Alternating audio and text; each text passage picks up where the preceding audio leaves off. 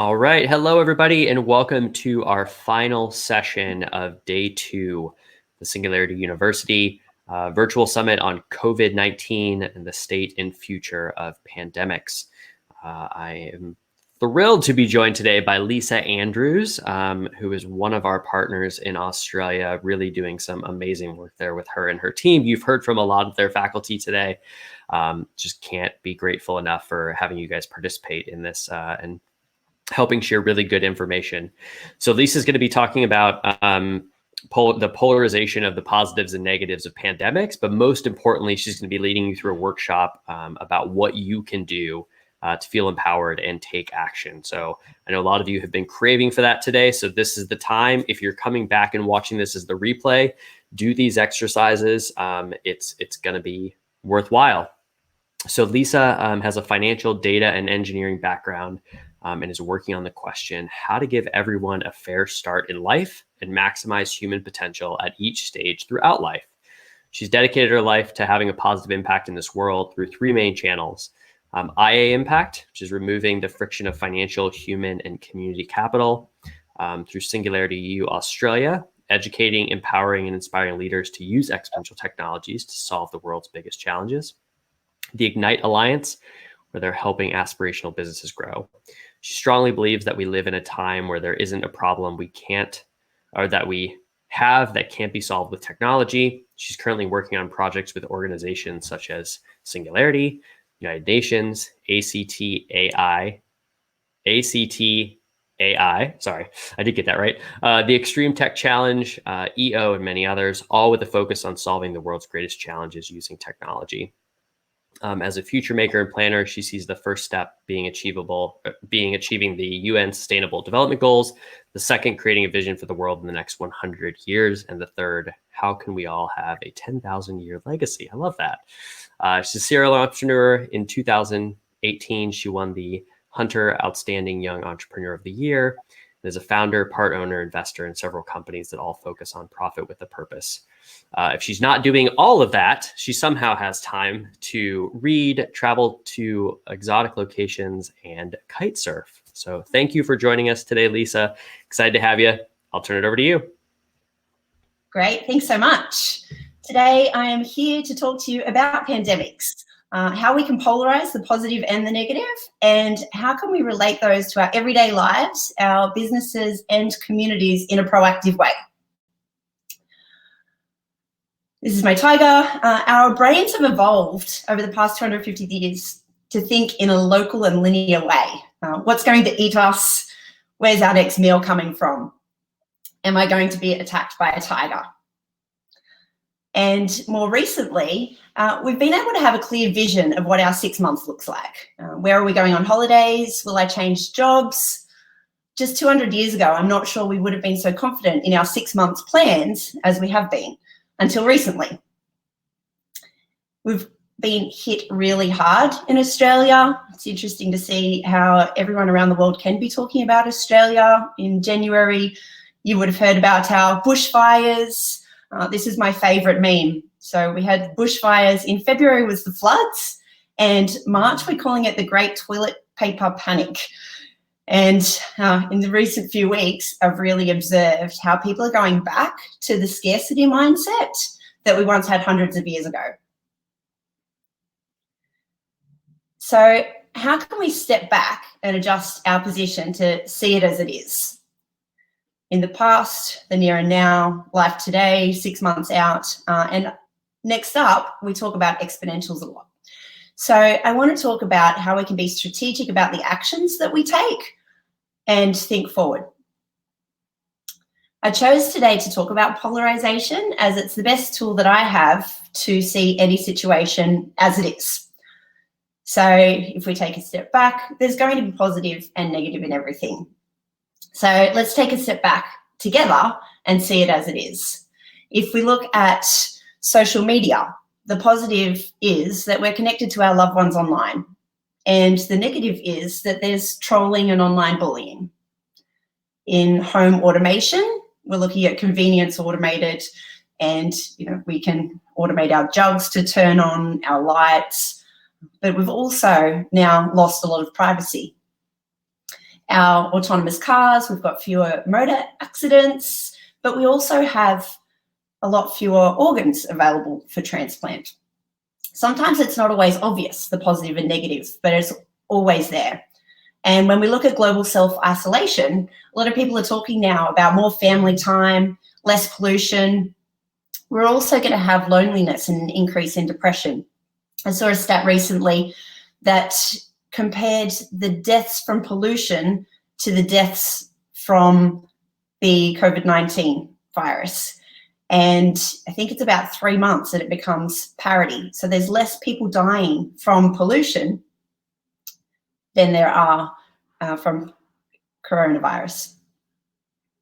So how does technology play a part in this? In the past, great catastrophes have led to leaps forward in innovation.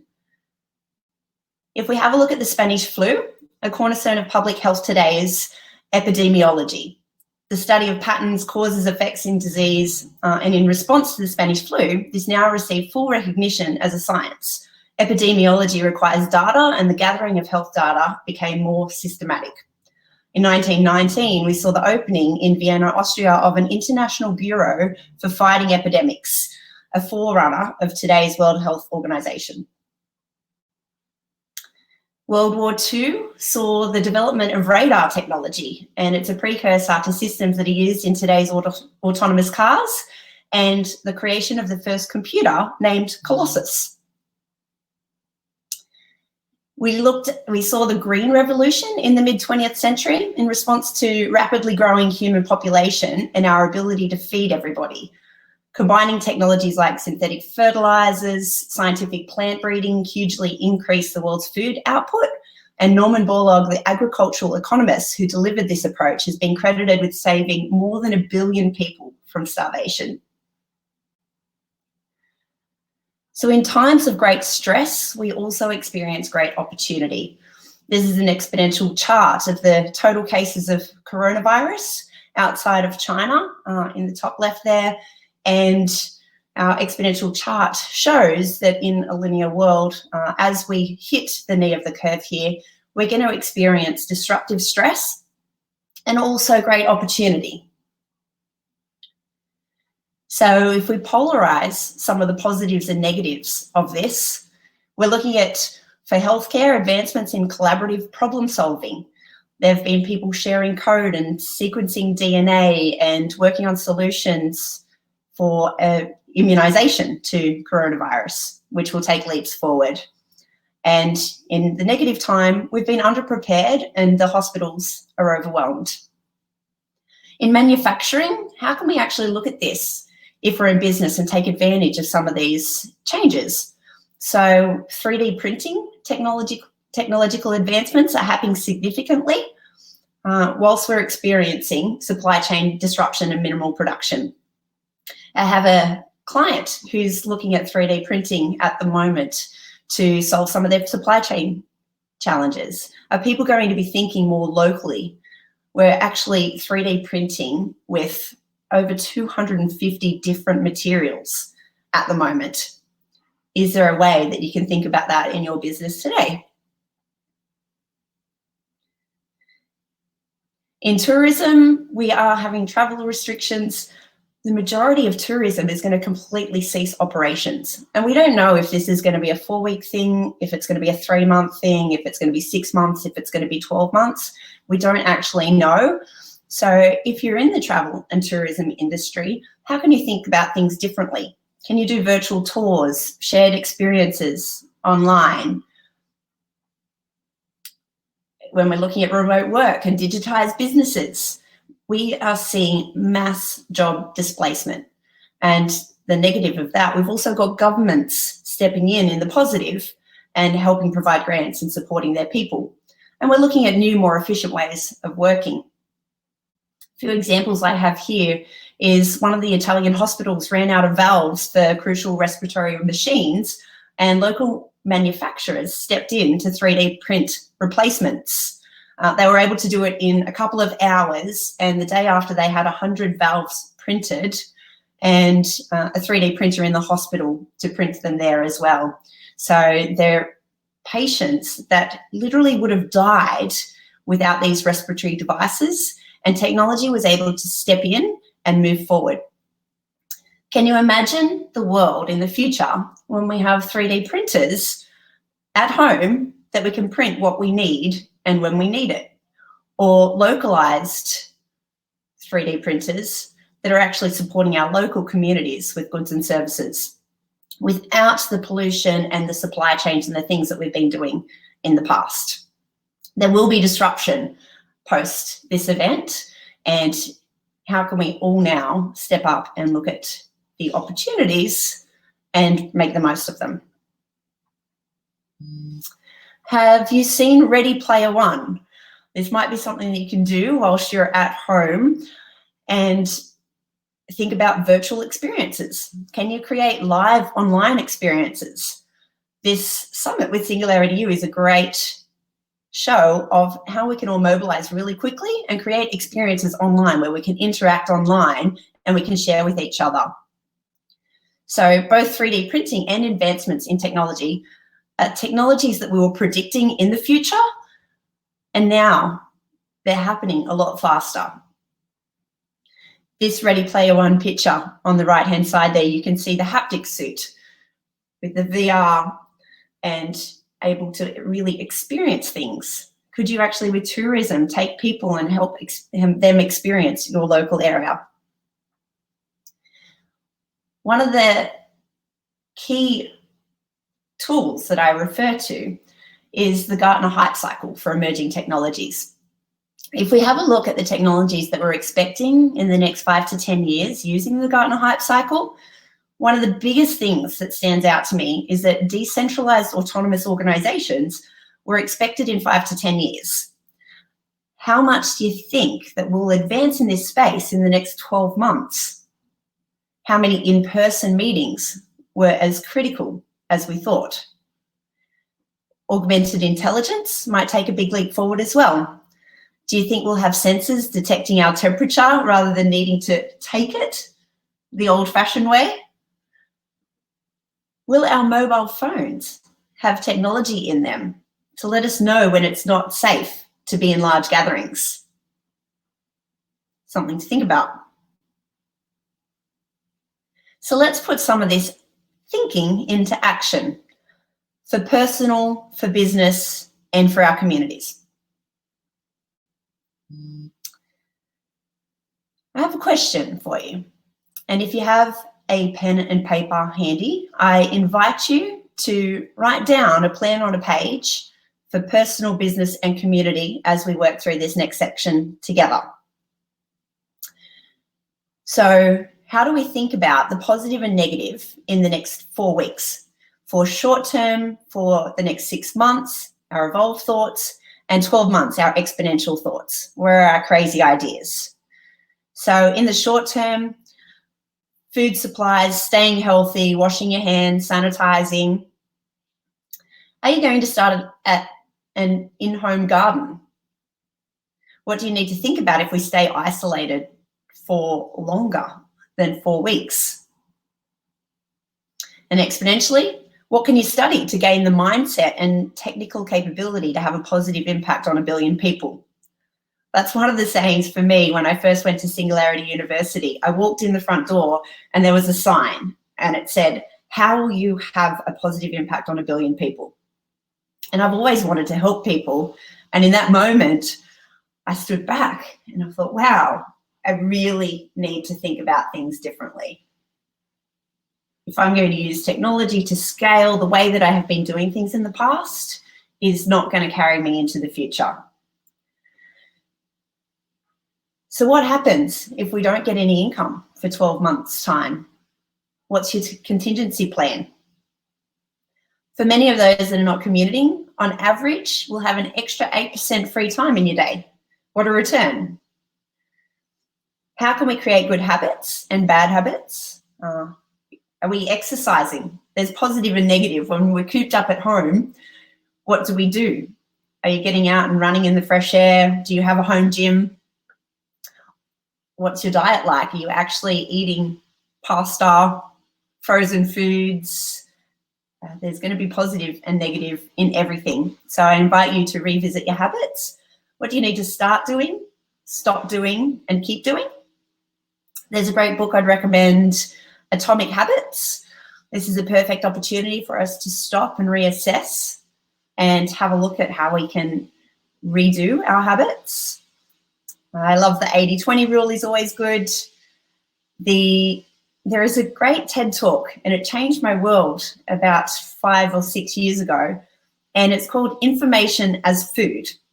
So if you search TED and have a look at information as food, it talks about how we need to create a diet of information. So if you think about when you're going into a buffet, let's say you're at a buffet and there's plenty of food there. Every day we are essentially at the buffet of food. How do we not be overweight, or how do we maintain our physical being? It's typically because we've designed in our own mind what we eat in our own diet. So this TED Talk talks about information as food. So how do we design what we're going to consume and when we're going to consume it? And I thought that was very cool. Now, I've got a little activity for everyone. This is an experiment. We're live online, and I have a Menti action cloud. So I invite you to go to www.menti.com and use the code 542614 and answer the question for our word action cloud. What will you do with the extra time that you have at home? And by entering a couple of words in our clouds, you'll also get access to share some ideas with your fellow colleagues and people online watching this summit. So you can log in there and do that at any time after this presentation. And now I'm going to get into the business side of things. So I'd like to invite you to write a quick plan on a page with me for business. We're getting a crash course in why it makes sense to digitize as much of your business as possible at the moment. How can your employees do analog office-bound work from home? I like to use the balanced scorecard approach. I'm a CFO by trade. So I'll run you through some ideas whilst you write down some of the actions that you want to take. I'll start with strategy. Bill Ty, a great advisor, friend, mentor of mine, shared with me that business is like surfing. And the analogy he gave that was that you have to paddle out. You need to have the education to be out in the water. When you're out the back, you're typically sitting out the back of the waves and you're bobbing up and down and you're waiting for the right wave. And when you see the right wave, you need to paddle hard. You need the skill to get on the wave. Once you're on the wave, you then need the skill to ride the wave, and you need to know when to get off. And if we think about our businesses in that sense, where are you at the moment in terms of strategy, research and development, your short-term plans, and are you on the right wave? So that's my first question for you for strategy. What do you need to do in the next 4 weeks? Start doing, stop doing, and keep doing. In 6 months, the same. And in 12 months, are there some trends that you can take advantage of or make the most of now that we're in this current state of the world? How can you reinvent your business? How can you take your company digital? In clients, so the customer part of the balanced scorecard, can you keep touch in different ways? Can you map out your new customer journey? It's funny how we liked the human interaction, and now businesses are offering contact-free delivery. It's an option when you order things online. Will we see more advancements in robotics and that last mile delivery? Think about what we may be experiencing and the need at the moment. One of my favorite quotes is, we're all in the business of enhancing the human experience. What will humans need? for internal business processes. How can we use this time to reinvent how you deliver your products or services in a digital way? As soon as you do, you're on the exponential curve of innovation. And for your teams, how do you actually step up and lead in the best way during these times? I know communication is key. I know it's difficult sometimes when you're used to being face-to-face with everyone and then being online. I've been traveling the past year, and it's interesting to see how previously my team would wait until I got back and then ask me questions and share things with me. And I had to shift the mindset, both myself and with the team, of how can we actually treat me like a remote worker? When you do travel so much, you're quite often working in airports or hotel rooms or wherever you are. There's different tools that can help you understand your team more. Crystal Knows is one of my favorites. So www.crystalknows.com. And you can go through and it connects to your LinkedIn, and it'll use machine learning and language on your LinkedIn to be able to share your personality type, your DISC profile, some insights into your personality. I find it great to do with my team to understand each other better. So you might be able to book in a half an hour workshop of get to know your team better and be able to create these connections whilst you're on leave, whilst you're at home, and stay in touch. So also the Rockefeller habits is one of my favorite tools. So creating daily, weekly, monthly, quarterly, 6-monthly, annual habits. Habits are such an important tool and such an important thing, particularly when our entire worlds are shifting and we're all at home and we're doing things differently. How do we maintain our habits, and how do we create really healthy habits is going to be important. And then community impact. How do we align with purpose and take this opportunity to step back and think about what we're doing in business and how we can have a bigger impact on the world? How can we align with purpose? The Sustainable Development Goals are a great tool for that. So the 2030 goals, one of the things that I invite you to do is have a look on the website for the Sustainable Development Goals. And most people know about the 17 Sustainable Development Goals now, but they don't always know that there's targets in each of the 17 Sustainable Development Goals. So if you have a look on the website, there's a tab under each one, and there's 8 to 10 typically action targets and indicators on how we're going with the Sustainable Development Goals and what they are.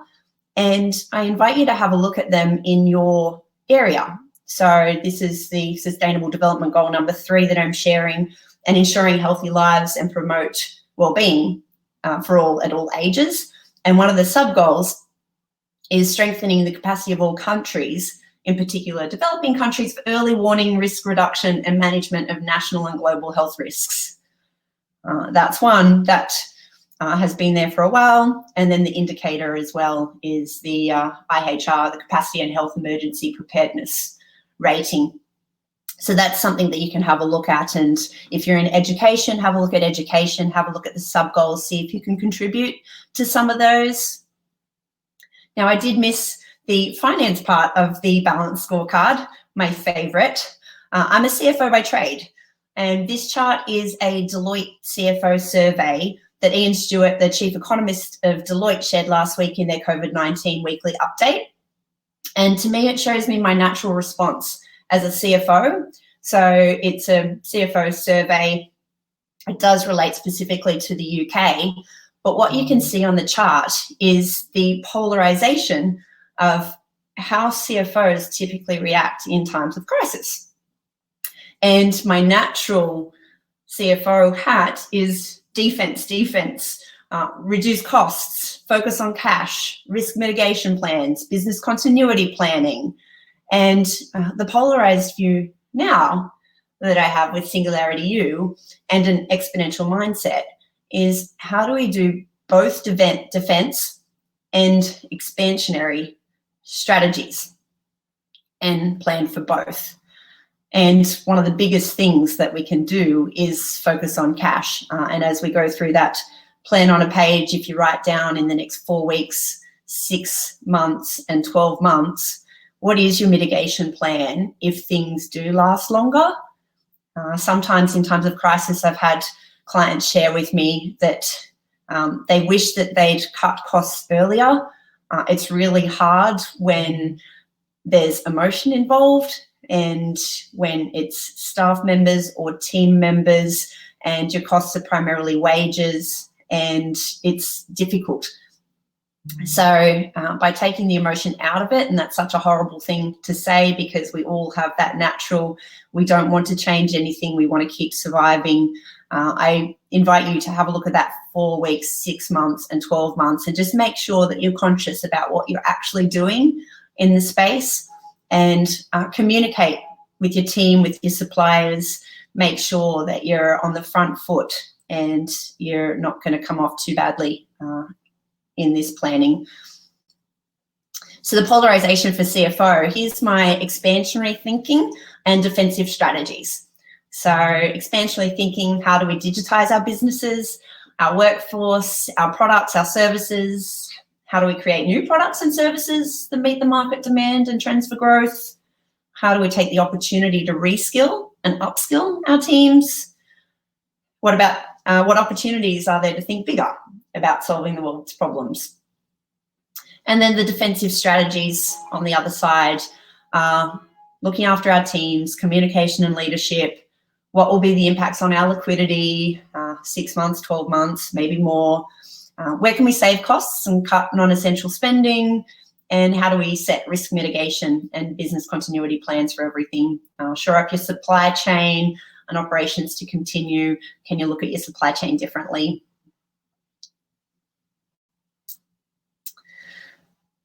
Okay, I'm going to take a little breath there for our business plan part. We've had a lot of lessons from history in that external shocks are disruptive and they do displace activity, but they tend not to change too much in the long-term economic growth. So governments respond aggressively, they cushion the economic blow, and systems and people tend to be adaptable and resilient. So there is a silver lining. Let's step back. Let's make sure that we're approaching this in the right way. There's a lot of different resources available online as well. So Aon has a good one. They've got an event response for the coronavirus. They've got resources and checklists on things to think about with your business continuity planning. And McKinsey's and Deloitte are also producing great thought leadership in planning for Black Swan events and weekly updates and economic updates. So the next part is on community. So what can you give back to your community? What excess resources do you have that you're willing to give? And then what are some of the things that you may need that you can reach out and ask for help with?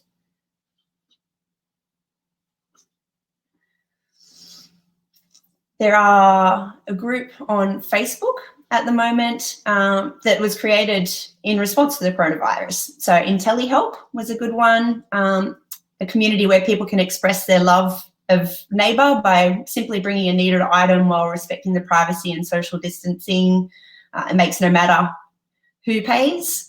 And then it was created on March 14 and has over 16,000 members as of today.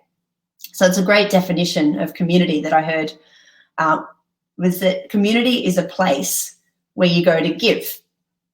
And I think in times like these, it's how do we look after our neighbours? How do we look after our friends? What do some of the people in our community need? And how can we show up for them? One of my friends shared as part of his legacy, the only thing that he really wants is that when he does pass away, is that people remember him as the person who showed up when they needed it the most. So I invite you to share what you have that's excess that you can share with your friends and your family and your local community, people in need In Australia, the bushfires were such a great example of that, where everyone showed up. There were great campaigns run across Australia and everyone providing support and help. And then also, what do you need? Don't be afraid to ask for what you need. Are there things that you're struggling with that you need to talk about? Are there things that you can ask from people, your friends, your family, your community, or reach out to different help? We already live in a very digital and connected world. Without the years-long rituals of physically moving around our world to do business and being social with each other, we now have to create new habits, and this requires effort. There's going to be loneliness. We need to have some routines to check in with people, as well as using Teams for Zoom. I also use it for coffee catch-ups. And as I've been traveling for most of last year, I also started to have Friday afternoon catch-ups, Sunday brunches with my friends, bring your own cucumber sandwiches, or not quite. And I'm sure if you're like me, you'll create a habit to schedule it in. Every year I have a word of the year, and it's to be my guiding principle for what I feel that I need to focus on and explore for the year. So I'll choose a word and then I'll explore it in all sorts of different ways. Typically I do it in the last week of December. So come 1st of January, it's not a resolution, it's just something that I'm going to live by for the year. In 2015, it was proximity. So who do I need to be around? You become the average sum of your 5 closest people, and proximity was the word. In 2016, it was outstanding, and I was focusing on not being a perfectionist. So just aiming to be outstanding. And this year, the word of the year was smarter. And how can I do things differently? To remember, I set my passwords to be a variant of the word. So I type it whenever I log into my laptop or sites online. It's a variation of the word, but I'm reminding myself constantly of it every day.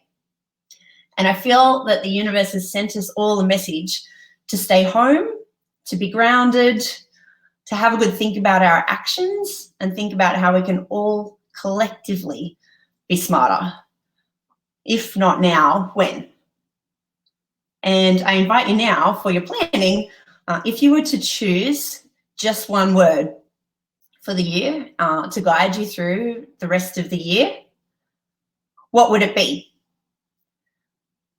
Feel free to share it in the chat if you'd like to share it with some of your colleagues and fellow people online at the moment. If there was one word, what is it? Thank you so much for joining me today. I'm going to invite Adam back in to filter any questions. I also have some ways to connect with me as well. So you can connect with me on LinkedIn. I run custom programs for large organizations and live online programs.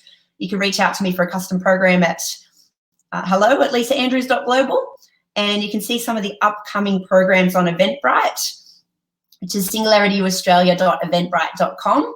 And I've got workshops specifically for business continuation plans for technologies of the future, some more depth into what's coming in the near future, as well as in the next 20 years. It's one of the things I love about exponential technology, and the mathematical formula behind it is technology typically doubles every 2 years, so we can predict some of these things in the future. And that's me. Over to you, Adam. Thank you, Lisa. Well, I think that the what you did there at the end by asking people to share their word, maybe we should have done it a little bit sooner with some of the other prompts. You're getting a really great response. I'm not sure if you can see this, but we've got words like spark, love, challenge, generosity, sharing, resilience, playful, accountability, unlearn, change, dream, laugh, ambition, gratitude. So many good ones in here. You really got them going. That is awesome news. Thank you. Yeah, of course. All right, let me take this one down a notch. I think since yours was more of a workshop, we didn't get too many questions that came in, although maybe people will add them now. Yeah, it'd be great to hear from people of some of the things that they're taking action in their business in the next 4 weeks, or some of the technologies that they're excited about. So things like 3D printing, like AR, VR, nanotechnology, bionics, robotics, there's going to be huge advancements. What are people excited about? While those come in, I'll ask you a question that came up. What are some of the positive things that you think will come out of this pandemic and global health crisis?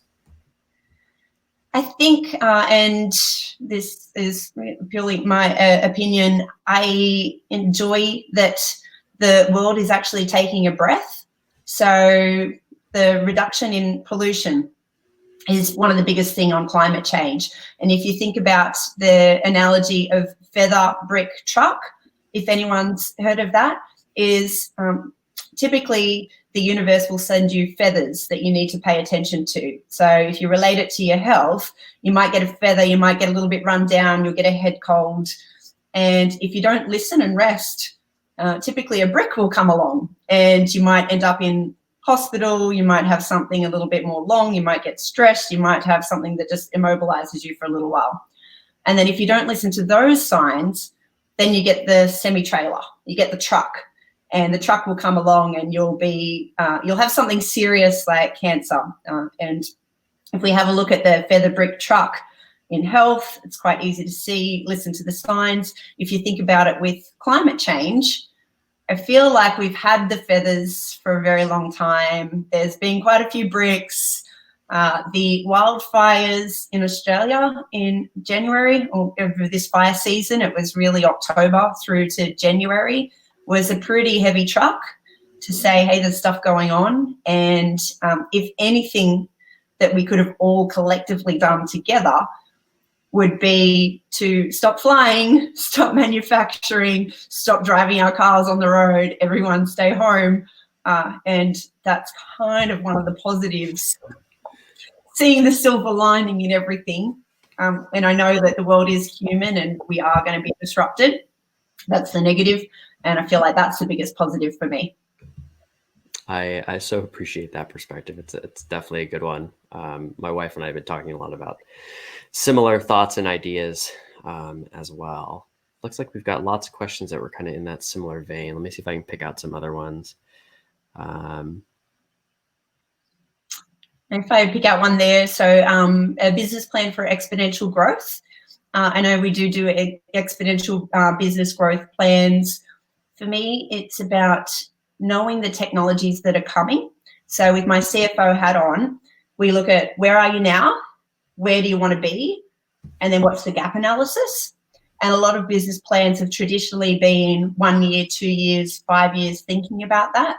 I think with tools such as the Gartner hype cycle, with Singularity U and the methodology that we use around exponential technology to have a look at what's coming in the future, we're able to incorporate that into our business plans. And so how do we do that gap analysis on the next 10 years? One of the things I'm most excited about is that at the moment we've got 50 billion devices and 1 trillion sensors. And in the next 10 years' time, we're going to have 500 billion devices and 100 trillion sensors. And so I'm calling it this future of perfect knowledge. And what do we need to know? If you think about trees, for an example, we used to have 7 trillion trees on the planet, and now we have about 3 trillion trees. And the global estimate was updated in 2015 from 400 billion, which is the 3 trillion rounding error.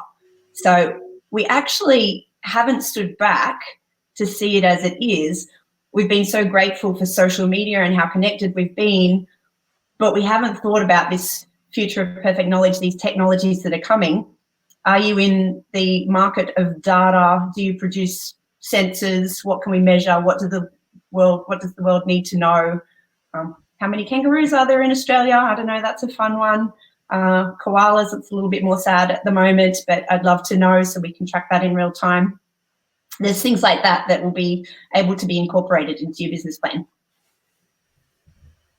All kinds of big ideas. And I expect that some of the events that you shared on your Eventbrite coming up will be tackling some of these questions and exploring some of the topics. Definitely. Fantastic. Any parting thoughts you want to leave the group with? Absolutely. I've seen that someone has just put in the chat there that they've just read Peter Diamandis' new book, The Future is Faster Than You Think. It is absolutely one of the best resources that you can have, and to be at home and reading right now and thinking about the technologies that are coming in the future and how they're going to impact every industry in the next 10 years. Right on. Well, thank you for joining us all the way from Australia. We wish you the best with the challenge that you're all facing this month. Hopefully the trend does not continue, but definitely look forward to the rest of your programming with Singularity U Australia. Amazing. Thank you so much for having me. All right. See you, Lisa. See ya. All right, everybody, that brings us to the close of day 2. So we've got one more day left tomorrow. We will have some COVID-19 stuff, obviously, but we'll also be talking about future of work, remote work, virtual teams, some other business impacts and implications as well. So tomorrow should be a great day. As always, tune in live, watch the replays. They're always going to be around. We'll be sharing those links here shortly. So I'll do a quick recap just to end us today. We started off with Onicia Leal coming to us talking about traditional versus participatory surveillance systems, specifically around what we can learn from monitoring the spread of disease and sickness at things like the World Cup, at the Olympics, and just how valuable when we as everyday normal people can participate by sharing our data. It gives us all access to bigger pools that can help reduce the spread of disease. He also encouraged everybody, this isn't about going and making the next app to collect this data. We don't need an app epidemic, as he said. So go and find something that's local in your area. Start sharing information if you're feeling unhealthy or unwell. It could help all of us. Mariana Jahan came to us next, talking about closing the identity gap and just how important it can be having a digital identity so that we can track, not just for tracking's sake, but to help and support the people that might not have access to healthcare, but also how this information can help all of us. Meanwhile, we need to be very careful with how we use this data so we don't use it to exploit or endanger people that might already be there. Sarah came to us next from Italy and talking about the importance of food. I think that was a lively group and bunch for everybody.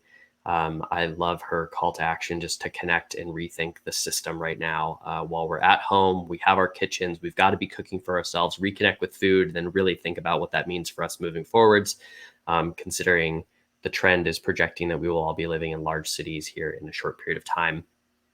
We talked to Sunny next, joined us from Canada, talking about virtual healthcare and how it's already here. It is ubiquitous, and it might be the best way to be treating and diagnosing what we have right now. So check it out, see if there's any virtual care options near you. It might be a good way as opposed to going into a congested office or anything like that. Sabine came to us next and talked to us about all kinds of things, but we talked about food and exercise, and the importance of taking care of our bodies in order to create resilience. We also got into how we democratize healthcare data and how we might use some of that information to help keep us healthy and more resilient. We got into a fascinating discussion with Alex about authoritarian governments and the role that governments and their setups can play either in helping or hindering the spread of a pandemic like this. His short answer to all of you was to be very aware of the governments coming in right now and using it as an opportunity to take away our rights and liberties. So definitely pay attention to that. Sometimes they don't tend to come back, but also the importance for us to come together right now and fact check everything that we're consuming in times when it's spreading very, very quickly. I think James Ehrlich inspired all of you next with the eco villages that he's been working on. I know for one, I can't wait to live in a place like that and have all the things that I have today, plus a great connection to nature and sustainability with the community around us. So take a second to visit Regen Villages and think about what that could look like for you. Jamie switched gears on us. He was going to talk about genetics, but thought everybody else did such a great job. And so he came to us, I think, really with a great just talk on how he's thinking about this moment in time right now. And that this isn't really a 2001 moment referring to 9/11. It's something much bigger. Think of it as a 1941 moment, I believe is what he said. But this is the new normal. We're going to continue to see this disruption and global challenges like this pop up. So this is the time for us to come together and rethink things and maybe do it differently. We then went to Bradley. It showed us an adorable puppy who was hoarding some paper or some toilet paper, excuse me. But really that our leaders need to care about pandemics and we need to care about them too. It's definitely not going to be the last one, and we all need to feel empowered to do something about it. It was also interesting. They talked about how AI really isn't yet being used for this pandemic, but it can be moving forward. So we need to make those investments at the international, national, and local levels.